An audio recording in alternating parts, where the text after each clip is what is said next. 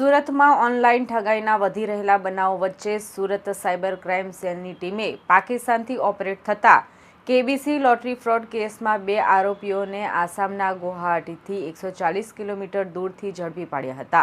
તો આરોપીઓએ લોટરી લાગ્યાની લાલચ આપી 13 લાખથી વધુની ઓનલાઈન ઠગાઈ આચરી હતી. સુરત સાયબર ક્રાઇમ સેલે કેબીસી એટલે કે કોણ બનેગા કરોડપતિ લોટરી ફ્રોડ મામલે મોટી સફળતા મેળવી છે.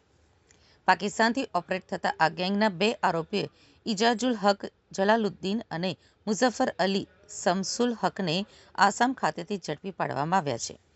આરોપીએ ફરિયાદીને 25 લાખ રૂપિયાની લોટરી લાગી હોવાનો વિશ્વાસ અપાવી registration fee, GST, RBI clearance, insurance સહિતના અલગ અલગ ચાર્જના બહાને કુલ 13,51,450 રૂપિયા અલગ અલગ બેંક ખાતામાં ટ્રાન્સફર કરાવ્યા હતા.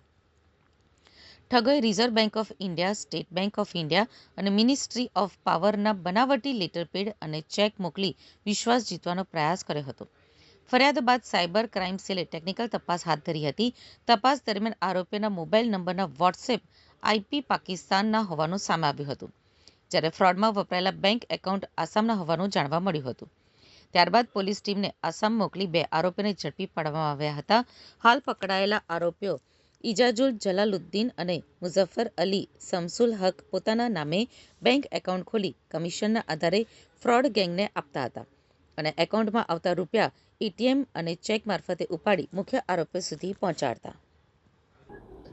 પાકિસ્તાનથી ચાલતી કેબીસી લોટરી ફ્રોડના ગુનામાં 2 આરોપીઓને સુરત શહેર સાયબર સેલની ટીમ દ્વારા આસામમાં નાગાંવ ખાતેથી ઝડપી પાડવામાં આવ્યું છે. આ કેસમાં જે ફરિયાદી છે એમને 2 કોલ આવ્યું હતું અને એમ જણાવવામાં આવ્યું કે તમને કેબીસીમાં 25 લાખ અને 8.5 લાખ રૂપિયાની લોટરી લાગેલી છે અને આ રકમ લેવા માટે તમને ચાર્જ પેટે કુલ 13.5 લાખ રૂપિયા આપવું પડશે અલગ અલગ બેંક ખાતાઓમાં. અને એમ કહીને પછી એમની પાસેથી આટલા પૈસા લઈને છેતરપિંડી કરવામાં આવ્યું હતું. આ કેસની ટેકનિકલ વર્કઆઉટ કરતાં ખબર પડી કે જે ખરેખર બંને કોલ હતો તો એ વોટ્સએપ કોલ જે ફરિયાદી છે એમને પાકિસ્તાનથી આવેલું હતું અને પાકિસ્તાનથી અબ્દુલ્લા નામના વ્યક્તિએ કોલ કર્યું હતું. પછી જે તમામ ખાતાઓ છે જેમાં ટ્રાન્સફર કરાવવામાં આવ્યું હતું પૈસા, તો એ તમામ ખાતાઓ આસામના હતા.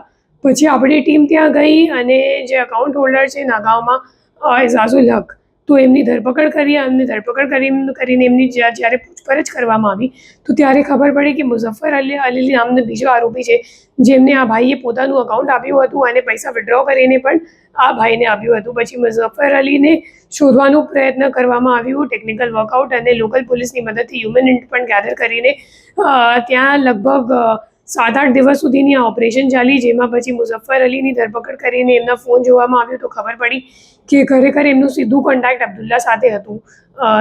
એકચ્યુઅલી છે એમનું કોન્ટેક્ટ અબ્દુલ્લા સાથે, જે પાકિસ્તાનનું રહેનાર છે.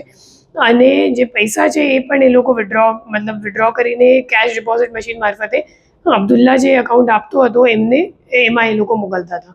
તો એમ કરીને આખી જે ઓપરેશન છે એમનું પર્દાફાશ કરવામાં આવ્યું છે.